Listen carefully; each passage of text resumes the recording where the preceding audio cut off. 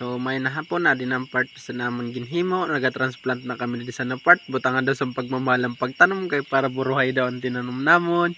Adi po tabi na akong mga classmate, mga mahiguson, maski maghapon, alas 5 na sa hapon, nag-transplant pa po tabi kami para di po mapatayan mga tinanom. Adi po tabi sinda nag-alog na po sinda sa pambunyag kay para ready na daw po land namon na tatanuman. O, makita nyo po tabi di Zikap, paspas po tabi siya di bunyag kay naka-transplant po kami. Adi po tabi sa Charles, may gusigos kiyapon.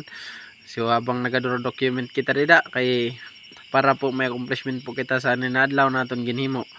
Kailangan ta po mag-accomplishment or adlaw sa atong ginhimo kay naga-OJT po tabi kita. Kaupod po naton naton mga classmate na mga mistiso kag maganda.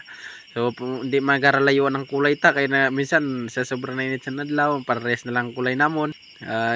Makaralo lang sa kulay kay medyo negro na ako, sobrang nainit po sa panahon. So adi po tabi na akong mga classmate paspas gyapon higos kag siyempre kaupod kita dida na video anay kita kay para may prueba kita sa atong trabaho sa oras. Okay, adto po ini sa aton daily life na kailangan ato po sa aton mga ginahimo, naka-record po na bago po kita maglagbook kay makaralo po sa oras na aton gina-consume. So adi po tabi si Isabel nagaburbunyag pa. Adi ready na po tabi mga pantanom ta kay para ilipat na sa buwas na aga. Di niyan na adi po naton mga pantanom may mga tuspoy na pichay, kaupod mustasa. Adi po tabi si Judy man waran udong hang kakarigo isang karabaw. Hindi na lang isang karabaw gina-shower-showeran niya para mag-enjoy. Adi tabi si Argil na aton klase, kumbaga adi nagborbidyo naman kita di sa gilid sa poultry house kaya mo pinimasunod tan area. Kaupo na naton mga klase na gwapo kag magaganda. So sinina part adi gyapon kita nagalibot-libot.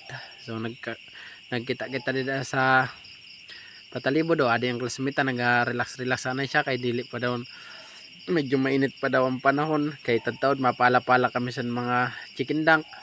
So si Jody ato di ginalubay ng karabaw, ginakarigo niya pa. Nag-or-smell pa si Jason tabi dito sa camera. O si Jody talagang di mapasaway ato paspas japon tirada. O adi na mga classmate na mga mahigos. So kaupod sinda Midida, sinda Gilay, paspas sinda Sabel. O adi kami tanan didi. Kita nyo nagaparala-pala. O adi naghahakot na po tabi sa chicken dunk, nagburutang sa plat kay ready na po ang land natin tatanuman. So kailangan ta po magigos na mga inadlaw kay sa mga masunod pa na adlaw para pagabot sa panahon nagapukitan man o nagparida kay para maka-extra makita mo lang sa camera. Nagpasan-pasan ng bida. Adi po tabi si Kapitan Rimart paspas man san lakat-lakat kay pakatuna po tabi siya kay naghahakot man po siya ng chicken dunks. Kaupod to po sinda di po sa ninagrupo medyo nakikita tan unity dito sa maski pa paano. Adi po kami salamat po hanggang dito lang yung na video. Damdam na salamat.